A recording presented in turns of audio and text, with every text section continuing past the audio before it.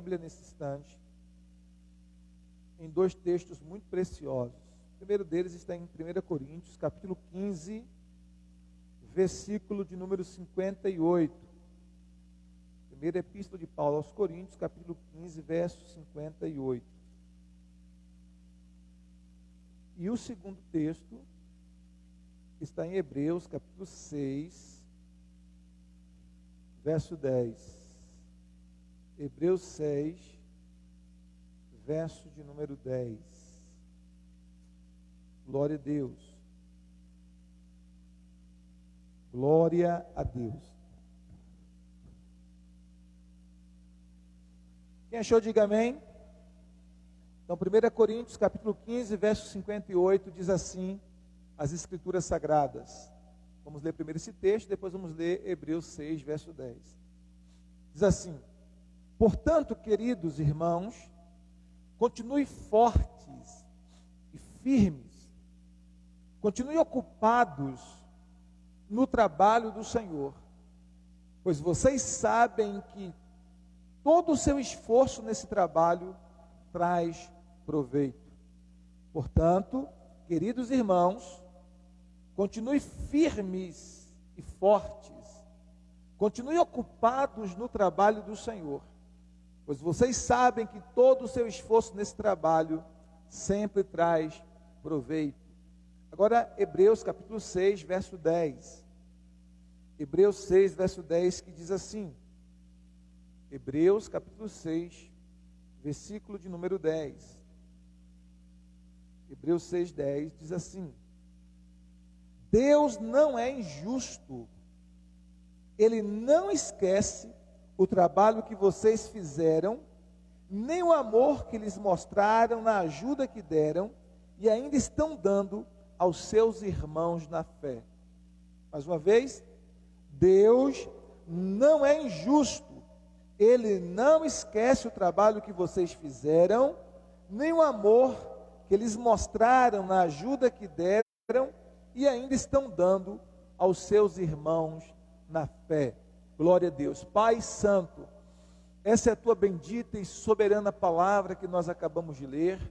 Pedimos ao teu doce Espírito que fale ao nosso coração nessa noite através da tua palavra, que o Senhor nos guie na palavra, que o Senhor nos corrija pela tua palavra, nos conforte, nos console pela tua palavra, nos transforme pela tua palavra, no bendito e poderoso nome de Jesus. Nós oramos para a tua glória, que assim seja. Amém. Amém? Glória a Deus. Que dois textos preciosos da palavra de Deus. Os dois nos falando sobre a importância do nosso trabalho no Senhor. A importância de sermos obreiros valorosos no trabalho do Senhor, obreiros valentes no trabalho do Senhor. E uma coisa que nós precisamos entender e saber, e que eu tenho falado nesta igreja com muita ênfase, é que todos nós cristãos, todos nós discípulos de Jesus, fomos chamados para trabalhar para o Senhor. Todos nós fomos chamados para dar o nosso melhor no trabalho do Senhor, todos nós. Ou seja, trabalhar para o Senhor não é uma função apenas daquelas pessoas que ocupam um dos 5 ministérios, conforme a Bíblia nos ensina lá em Efésios capítulo 4, verso 11 ao verso 16, a saber, apóstolos, profetas, evangelistas, pastores e mestres, né? Nós temos ali os 5 ministérios que foram chamados por Deus, com uma função específica para treinar os homens, os servos de Deus, para treinar os santos, para executar a obra do ministério.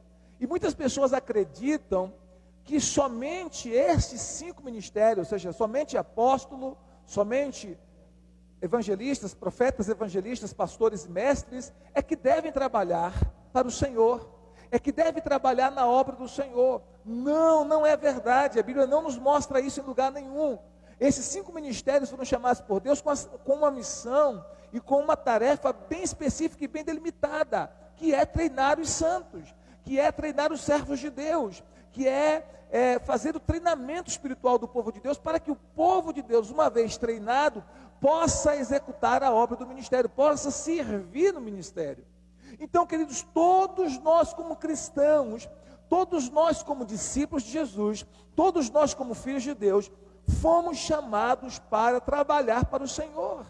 Fomos chamados para continuar servindo no ministério do Senhor, no chamado do Senhor, na vocação do Senhor. Independente de você ser uma pessoa que tenha poucos dias na sua fé cristã, ou você seja uma pessoa já anciã na fé, madura na fé, com anos de jornada cristã, com anos de jornada na fé, independente de você ter pouco tempo ou muito tempo, de acordo com aquilo que você já tem recebido, de acordo com a porção que você já tem recebido do Senhor, você é chamado para frutificar, você é chamado para dar frutos. Por exemplo, nós temos na Bíblia a história da mulher samaritana, em João capítulo de número 4. A mulher samaritana em João capítulo 4, ela era uma mulher, né, como nós conhecemos a história, que tinha tido vários relacionamentos, pelo menos 5 relacionamentos, né, uma vida familiar extremamente complicada, difícil, mas essa mulher tem um encontro com Jesus, ali no poço de Jacó. E ali naquele encontro com Jesus, ela tem a revelação de que Jesus é o Cristo, de que Jesus é o Messias. O Espírito Santo revela o Messias para ela, revela Cristo para ela, naquela conversa que ela está tendo com Jesus, e ela entende que Jesus é o Messias, e ela então entrega a sua vida a Ele ali no seu coração. E a partir daquele momento, mesmo sendo uma pessoa que tinha acabado de conhecer Jesus, mesmo sendo uma pessoa que tinha acabado de ter um encontro com Jesus, a Bíblia nos fala que ela sai dali, daquele encontro com Jesus, no poço de Jacó, e ela vai até a sua cidade, a cidade de Samaria, e ela influencia a cidade inteira, falando sobre Jesus, falando daquilo que Jesus havia falado com ela, e ela consegue atrair uma cidade inteira a Jesus, e aquela cidade inteira de Samaria vem a Jesus Cristo, por conta daquela mulher que tinha acabado de se converter. Nós temos um outro exemplo na Bíblia, que é o endemoniado de Gadara, em Marcos capítulo de número 5. Em Marcos capítulo 5, a Bíblia diz que aquele endemoniado gadareno que vivia nos sepulcros, se cortando, mesmo às vezes era amarrado com correntes, e aqueles demônios oprimiam ele, ele quebrava aquelas correntes. Aquele homem tão oprimido e tão possesso por Satanás, tinha pelo menos nele ali, pelo menos uma legião de 2.000 demônios atuando na vida daquele homem. E a Bíblia diz então que Jesus o liberta. Jesus quebra aquelas cadeias espirituais, cumprindo o que ele disse lá em Lucas 10:19, que ele veio salvar e buscar aqueles que se havia perdido. Então Jesus liberta aquele homem, quebra aquelas correntes espirituais, e aquele homem, quando se vê liberto, quando se percebe em perfeito juízo, ele insiste com Jesus para seguir Jesus, fisicamente falando, naquela jornada de Jesus, naquela caminhada de Jesus. E sabe qual foi a resposta de Jesus para ele? Jesus disse para ele assim: olha, volte para a sua casa, volte para a sua família, volte para os seus, e anuncia entre os seus as grandes coisas que o Senhor fez por você. E aquele homem então tem a missão, olha só, ele tinha acabado de ser liberto, ele tinha acabado de ter um encontro com Jesus, e ele tem agora a missão de ir e de influenciar Decápolis, né? Decápolis, 10 cidades, 10 povoados. Ele tem a missão de influenciar a sua família e de trazer a sua família para Cristo. Então nós percebemos que tanto no caso da mulher samaritana, que era uma nova convertida, como no caso desse homem, né, lá de Marcos capítulo 5, endemoniado de Gadara, que tinha acabado de ter um encontro com Jesus, tinha acabado de ser liberto e salvo, não importando o tempo que eles tinham de fé, Deus designou a eles, Deus lhes deu uma missão de ir influenciar aqueles que estavam em volta deles com o Evangelho, com as boas notícias, com o testemunho daquilo que Deus havia feito na sua vida. Isso prova, queridos, para mim e para você, que todos nós, independente de sermos já maduros na fé, ou sermos ainda novos convertidos, nós temos uma responsabilidade de pegar a palavra que nós temos recebido do Senhor, de pegar a palavra, a porção da palavra que nós temos recebido do Senhor, e de nós frutificarmos, e de nós ampliarmos essa palavra, e de nós anunciarmos esta palavra, para que outras pessoas sejam libertas, curadas e transformadas pelo poder de Deus. Então não importa, pastor, eu sou novo convertido, pastor, eu já sou um ancião, eu já passei do meu tempo de trabalhar. Não, todos nós somos chamados para trabalhar para o Senhor. Não é só os pastores, não é só os evangelistas, não é só os mestres, não é só os apóstolos, não é só os profetas. Todo cristão foi chamado para trabalhar no Senhor. E no primeiro texto que nós lemos, O apóstolo Paulo então anima o povo de Deus, animando os irmãos da igreja de Corinto. Ele está terminando já no finalzinho da sua epístola aos Coríntios, e ele então anima aquele povo, ele anima aqueles crentes dizendo assim: olha, sejam firmes e constantes. Firmeza e constância, sejam firmes e constantes, sempre abundantes. Abundantes em quê? Na obra do Senhor. Sempre abundantes na obra do Senhor, sabendo que o vosso trabalho não é vão no Senhor, sabendo que o vosso trabalho é extremamente útil no Senhor. Tudo que nós fazemos no reino de Deus, para a glória de Deus, movidos pelo Espírito Santo, guiados pela palavra de Deus, é extremamente útil, é extremamente proveitoso, porque todo o nosso trabalho no Senhor, ele tem dimensões eternas, ele tem repercussões eternas. Todas as outras atividades humanas que nós fazemos aqui nessa terra, ela tem implicação apenas terrena. Qualquer profissão, qualquer coisa que você pensar, tem uma implicação apenas terrena. Mas quando nós trabalhamos no Senhor, ou seja, um trabalho espiritual, oração, meditação na palavra, evangelismo, servir uns aos outros no reino de Deus, ou seja, qualquer trabalho espiritual que nós fazemos no reino de Deus, tem uma implicação eterna. Você já pensou nisso, queridos?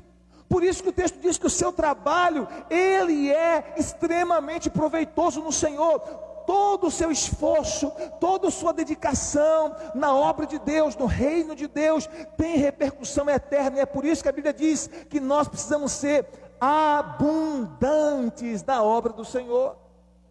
E aí quando nós chegamos aqui em Hebreus 6:10, o escritor de Hebreus, que para mim, eu particularmente creio que foi o apóstolo Paulo, mas não posso provar isso, né? Há sempre uma discussão sobre isso, né? Nos círculos teológicos, há sempre uma discussão, quem foi que escreveu a epístola aos Hebreus, se foi Paulo, se foi Apolo, ou se foi Barnabé, ou se foi um outro apóstolo de Jesus Cristo, porque nós não temos na carta o nome do autor, como nas outras cartas do Novo Testamento.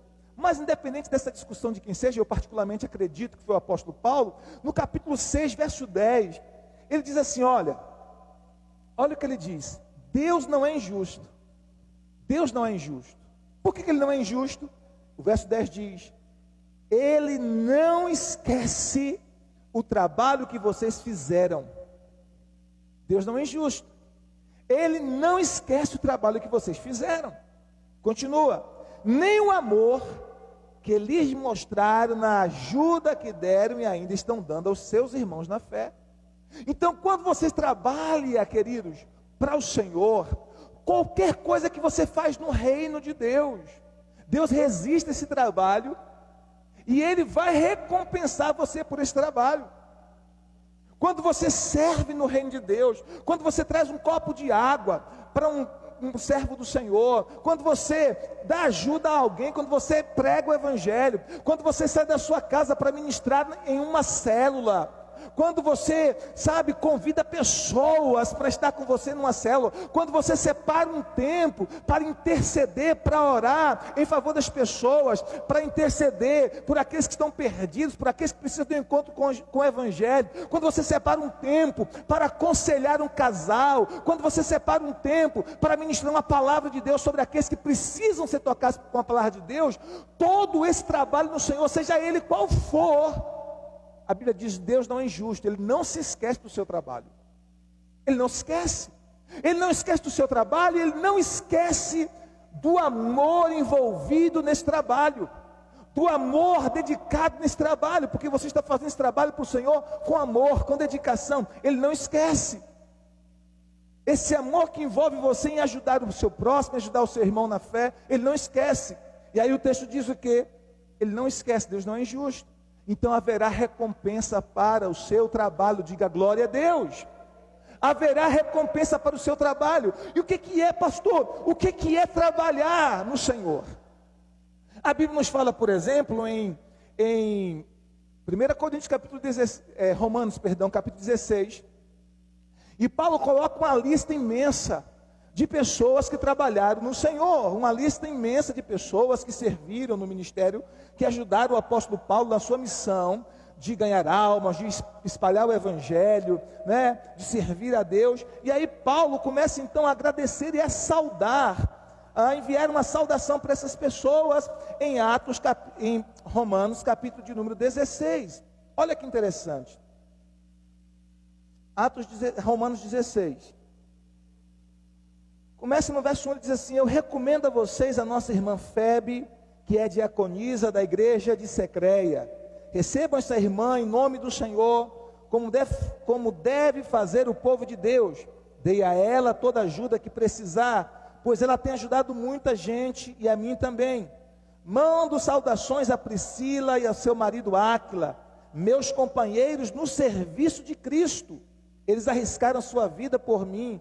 Sou muito agradecida a eles, e não somente eu, mas também todas as igrejas dos que não são judeus. Saudações também à igreja que se reúne na casa deles. Saudações ao meu querido amigo Epêneto, que foi o primeiro a crer em Cristo na província da Ásia. Saudações a Maria, que tem trabalhado muito por vocês. Saudações a Andrônico e a irmã Júnia, meus patrícios judeus, que estiveram comigo na prisão. Eles são apóstolos bem conhecidos e se tornaram cristãos antes de mim. Saudações a Amplíato, meu querido irmão no Senhor. E também a Urbano, nosso companheiro de trabalho no serviço de Cristo. E ao meu querido amigo Estaques. Saudações a Apeles, meu irmão, que tem dado muitas provas da sua fé em Cristo. Saudações ao pessoal da família de Aristóbalo. Saudações a Herodião, meu patrício judeu, e aos irmãos do Senhor na família de Tarciso. Saudações a Trifena e Trifose, irmãs que trabalharam no serviço do Senhor, e a minha querida amiga Perside, que também tem trabalhado muito para o Senhor. Então você percebe, aí continua, mão de saudações a Rufo, trabalhador que tem destacado no serviço do Senhor, e a mãe dele, que sempre me tratou como um filho. Então você vai percebendo aqui nessa grande lista de Romanos 16, Paulo agradecendo, Paulo sendo grato a estes irmãos e irmãs que trabalharam no Senhor, a estes irmãos e irmãs que serviram, que trabalharam no Senhor. Aí vem uma pergunta: pastor, o que é trabalhar no Senhor? O que é trabalhar no Senhor? É tudo que você faz para o Senhor, para a glória do Senhor e para promover a causa do Senhor, para promover o reino de Deus, para promover o evangelho, para resultar em salvação de vidas, para resultar na edificação da igreja, para resultar no crescimento da igreja, para resultar na glória do nome do Senhor, para resultar na expansão do reino de Deus. Tudo que você faz, todo o seu serviço espiritual que resulta nisso, é trabalhar no Senhor. Quando você separa tempo, como já falei, para orar, para interceder por alguém, para interceder por uma família que está passando por problemas, para interceder por um casal que está passando por problemas, quando você separa tempo para interceder por este casal, isso é trabalhar no Senhor. Quando você separa tempo para visitar alguém que está fraco na fé, ou para ir na casa de alguém, para ministrar uma palavra de Deus, uma palavra de ânimo. Obrigado, filha. Quando você separa tempo para cuidar de alguém, para ir numa célula, isso é trabalhar no Senhor. Quando você separa tempo para pregar o evangelho, quando você separa tempo para abrir a sua célula, quando você separa tempo para cuidar de pessoas, isso é trabalhar no Senhor.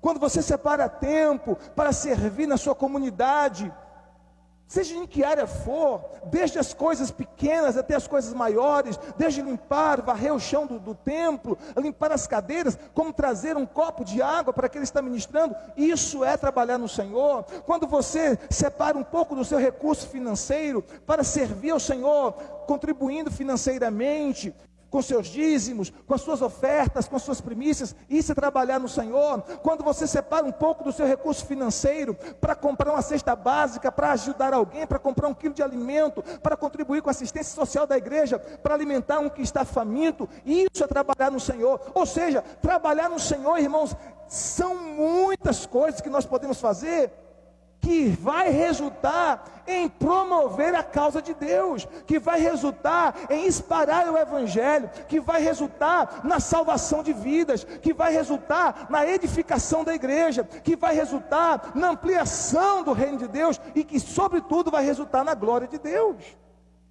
Então, quando eu trabalho no Senhor, eu recebo recompensa. Assim como quando você trabalha secularmente, você recebe recompensa.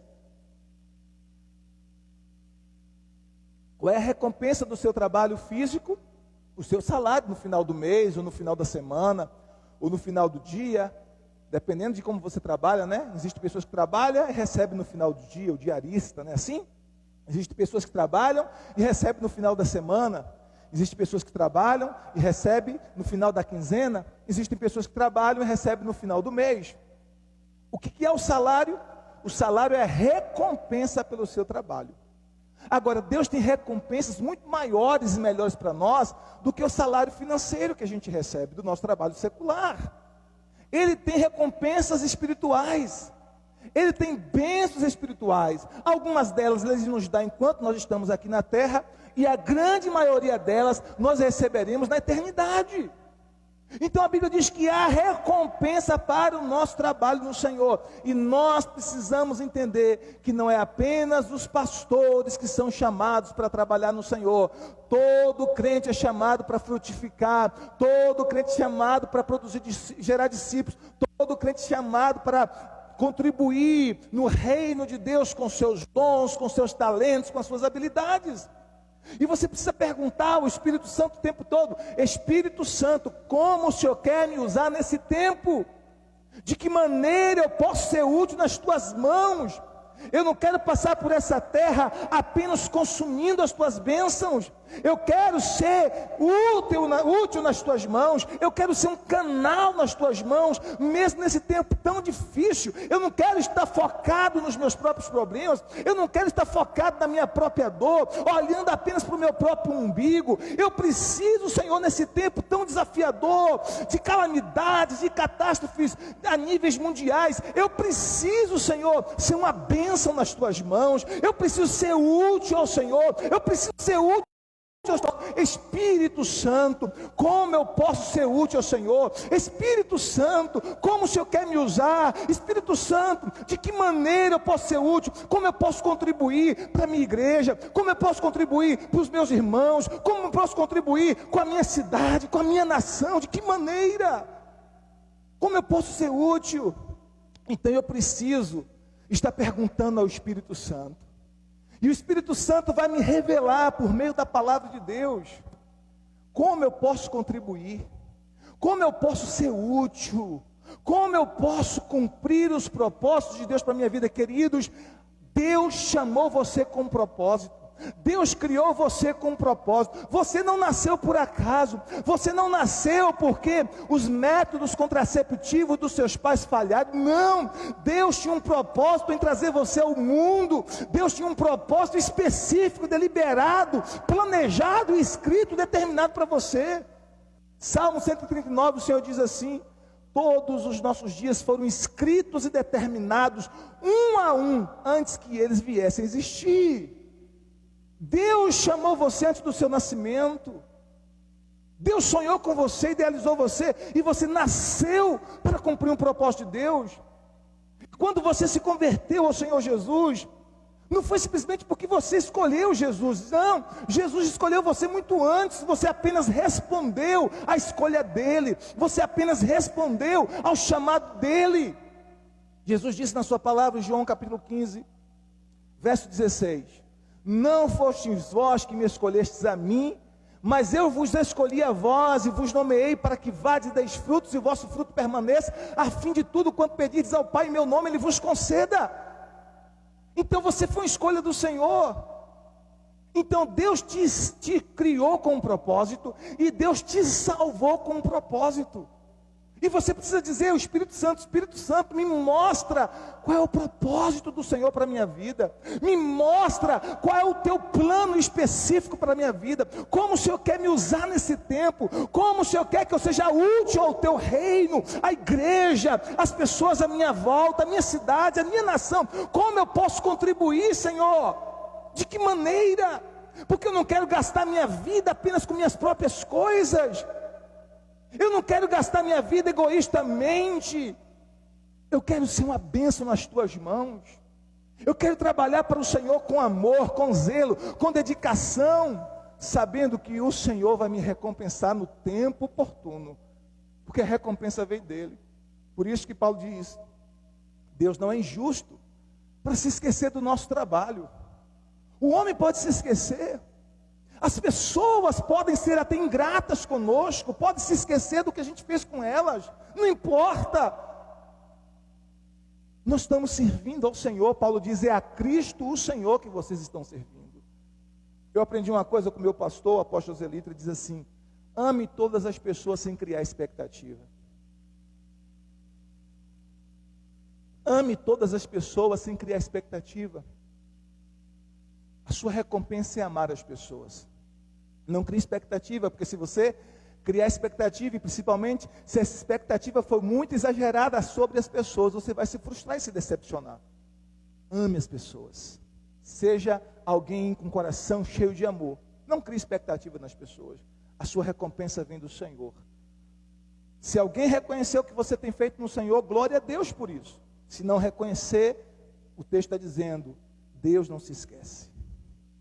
Se as pessoas que você tem sido úteis, que você tem sido bênção, pode ser até as pessoas da sua família. Talvez a mulher diz assim, mas meu marido, meus filhos não reconhecem. Mas você está fazendo para o Senhor, primeiramente, Deus reconhece, Ele vai te recompensar, esposa. Marido, eu tenho feito tantas coisas por essa família, minha mulher não reconhece, os meus filhos não reconhecem. Não reconhece não, mas no texto está escrito que o Senhor não se esquece do seu trabalho. Ele vai te recompensar se você está servindo a sua família por amor ao Senhor. Se você estiver servindo a sua igreja por amor ao Senhor, ainda que ninguém mais reconheça, o Senhor reconhece, Ele vai te recompensar. Por que muitas vezes nós nos desanimamos no trabalho do Senhor?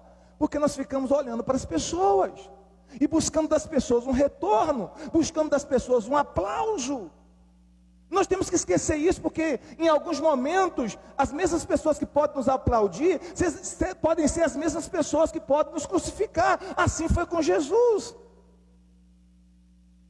Se foi com Jesus assim, o que nos isenta de ser assim conosco também?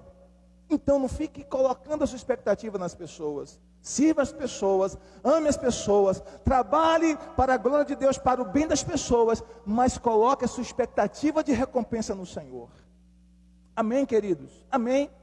Nós não podemos desistir de trabalhar para o Senhor, ou com pouco ou com muito. Nós precisamos fazer aquilo que Deus nos chamou para fazer. Então sejam firmes e abundantes. Sede firmes e constantes, diz a palavra, sempre abundantes na obra do Senhor, sabendo que o vosso trabalho não é vão no Senhor. Você foi chamado para frutificar. Você foi chamado para ganhar almas. Você foi chamado para ser luz da terra e sal do mundo. Você foi chamado para abençoar vidas, para abençoar alguém. Existem pessoas que só serão salvas através da sua vida, que você será o canal e o instrumento que Deus vai usar para salvar essa pessoa específica. Pode ser uma pessoa só, pode ser duas, pode ser 10, pode ser 100. Pode ser 1000, não importa, mas se foi uma pessoa só, já valeu a pena todo o seu esforço, porque a Bíblia diz que uma alma vale mais do que o mundo todo. Quantos estão entendendo? Diga glória a Deus. Então faça o que Deus mandou você fazer.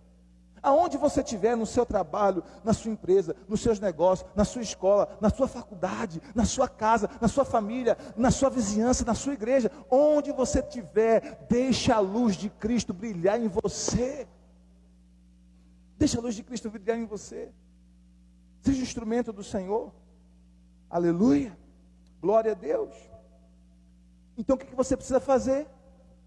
Como aquele que foi chamado para frutificar, como aquele que foi chamado para trabalhar, se exponha por amor ao Senhor.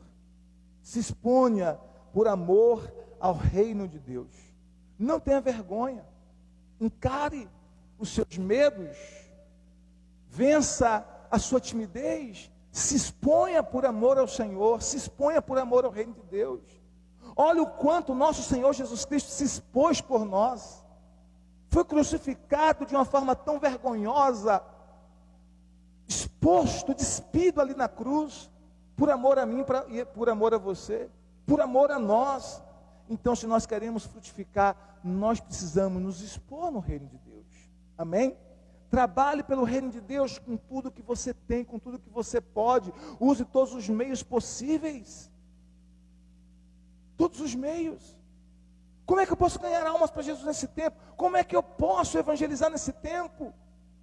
Use a criatividade, use as redes sociais, use o seu celular. Como eu tenho ensinado, irmãos, o nosso celular e as redes sociais de modo geral, é uma faca de dois gumes. Pode ser uma grande bênção e pode ser uma grande maldição, dependendo de como nós usamos.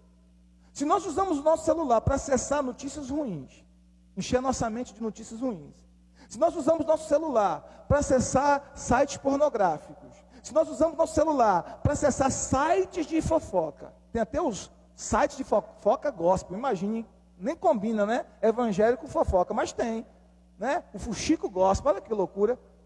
Site de fofoca gospel. Se nós usamos nosso celular para estas coisas, nós não vamos nos edificar, nem edificar os outros. Mas se nós usamos o nosso celular e as nossas redes sociais para postar versículos bíblicos, para gravar um vídeo de evangelismo, ainda que curtinho, de 1 minuto, de 2 minutos, e compartilhar no WhatsApp, no Facebook, nas outras redes sociais, para mandar um áudio de uma mensagem, um texto bíblico, não fake news, mas até mesmo ler um versículo da Bíblia e postar, uma palavra de ânimo, uma palavra de encorajamento, um versículo por dia para abençoar e encorajar alguém. Irmãos, existem tantas maneiras de, usando as redes sociais com criatividade, nós podemos abençoar pessoas e alcançar pessoas para o reino de Deus. E não é só o pastor que tem que fazer isso, todo crente pode fazer isso. Além do nosso evangelismo presencial, nós podemos também evangelizar usando essas ferramentas que estão dispostas a nós, que estão disponíveis para nós hoje. Amém? Então se exponha, faça o que preciso for, mas trabalhe no reino de Deus. Aleluia! Faça a sua célula, abra a sua casa, convide um amigo, 2 amigos, um casal, compartilhe a palavra de Deus com eles. E coloque a oração como prioridade na sua vida. Por quê?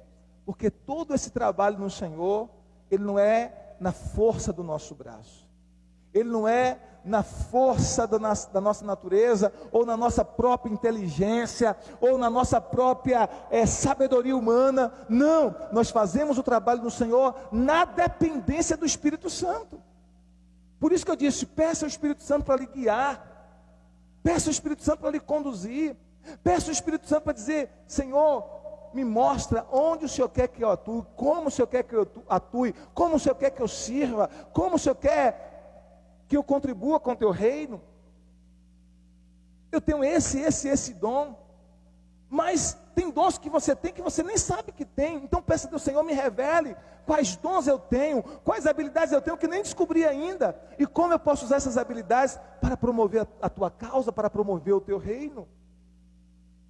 E aí quando você ora a Deus, e quando você faz o serviço na dependência do Senhor, você não vai precisar fazer força humana, você não vai ter que fazer um esforço humano, vai fluir de forma natural, e o seu dom vai fluir de forma natural.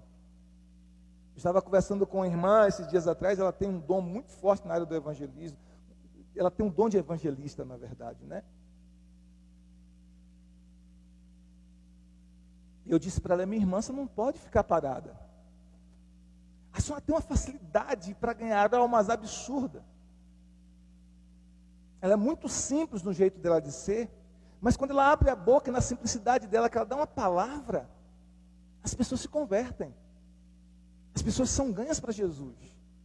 Assim, com a facilidade absurda, com a facilidade imensa.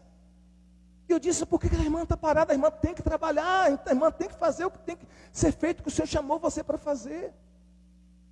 Então nós precisamos, queridos, fazer o que temos que fazer com oração, na dependência do Senhor, porque quando nós fluímos na unção de Deus na nossa vida, no dom que Deus nos deu, debaixo da dependência do Senhor, não vamos precisar fazer um esforço humano, sabe, aquela coisa pesada, aquele fardo pesado. Não, vai ser leve, porque a gente está fazendo o que Deus nos chamou para fazer, debaixo da unção do Espírito Santo, segundo a orientação do Espírito e da palavra de Deus, com oração, com vida, a coisa vai fluir.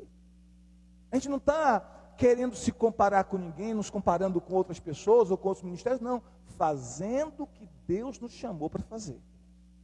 A gente não precisa se comparar com ninguém. Amém, gente? A gente tem que fazer o que Deus nos chamou para fazer. Porque às vezes as pessoas ficam se comparando. Porque a outra igreja faz isso, aqui não faz. Porque outro irmão faz isso, eu não faço, quero fazer. Não, faça o que Deus mandou você fazer. Faça o que Deus chamou você para fazer. Não fica olhando para o outro. Olhe para o Senhor e faça o que o Senhor mandou você fazer.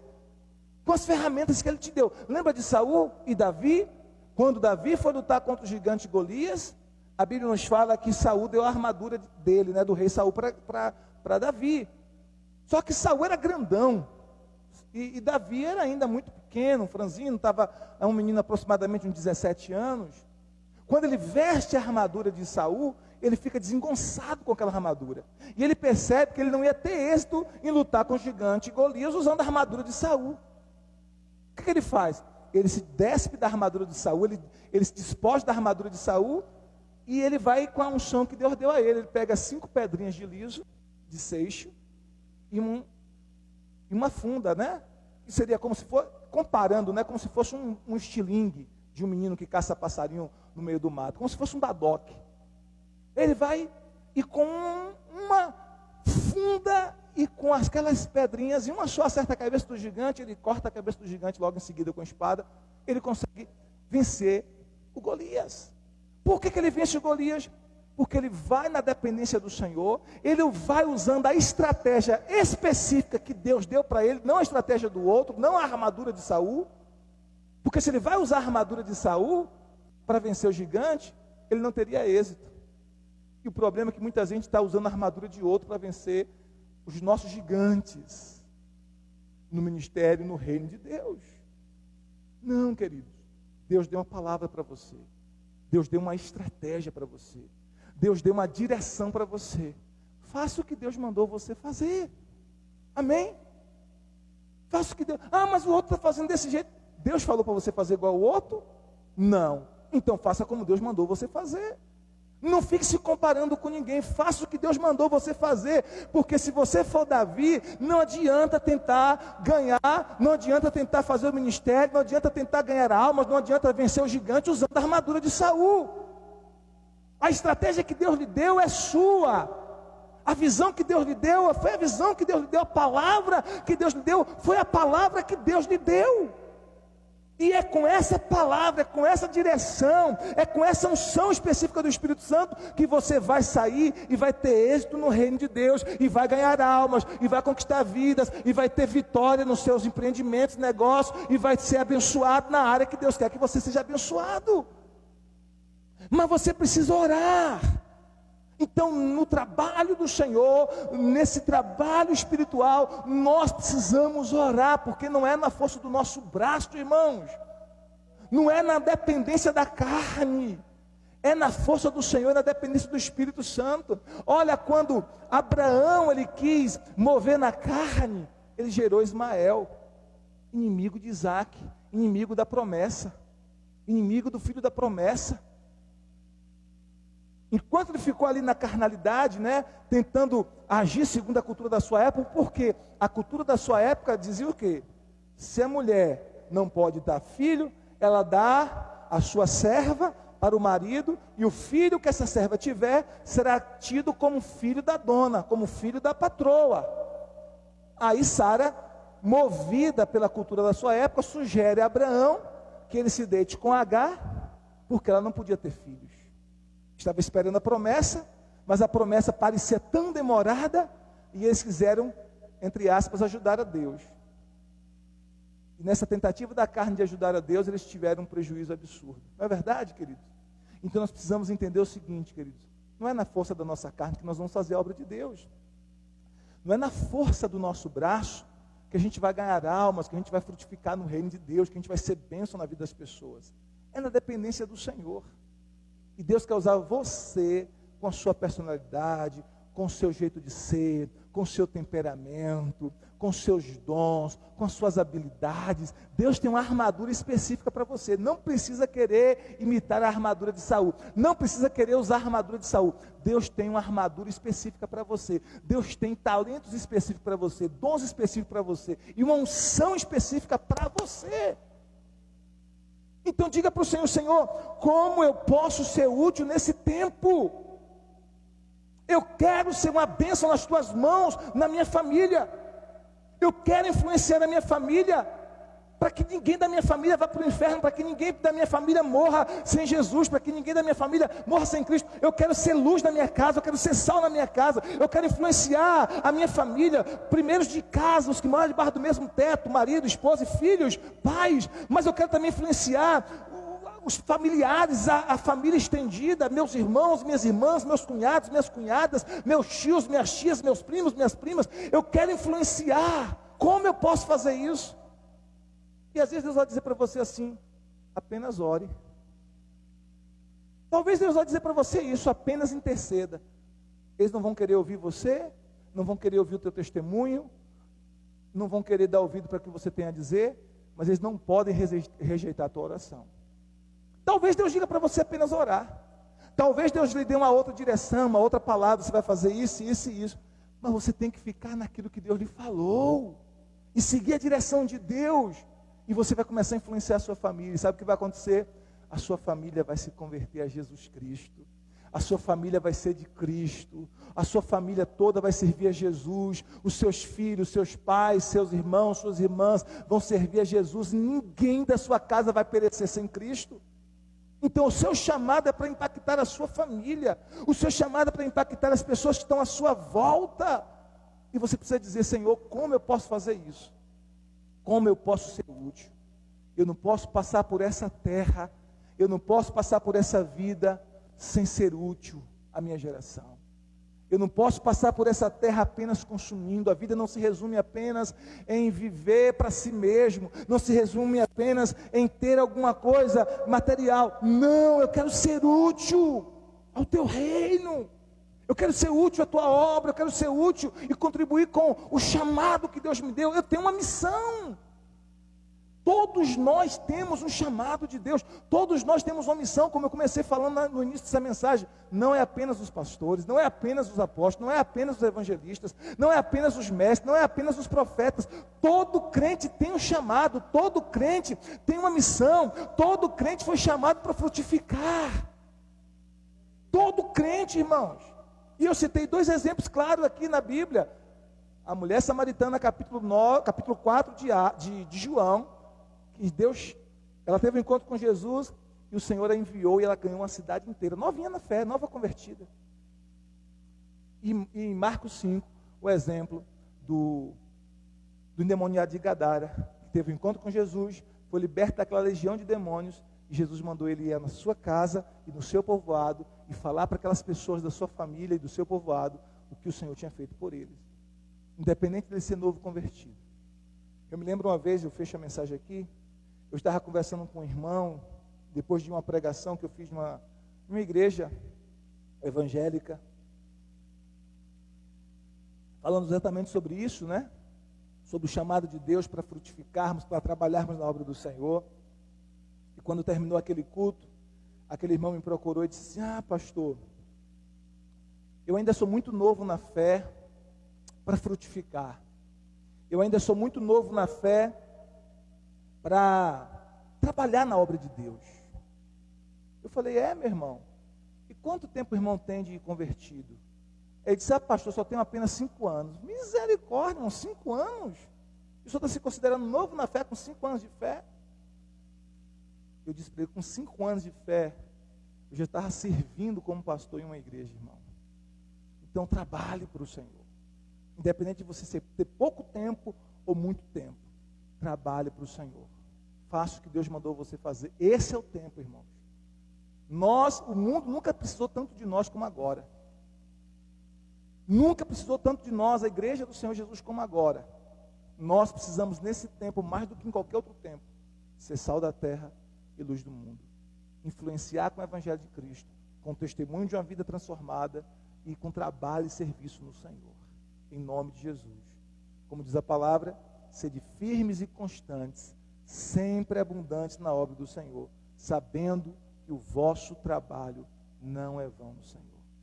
O seu trabalho não é vão no Senhor. Amém? O seu trabalho não é vão no Senhor. Haverá recompensa para o seu trabalho.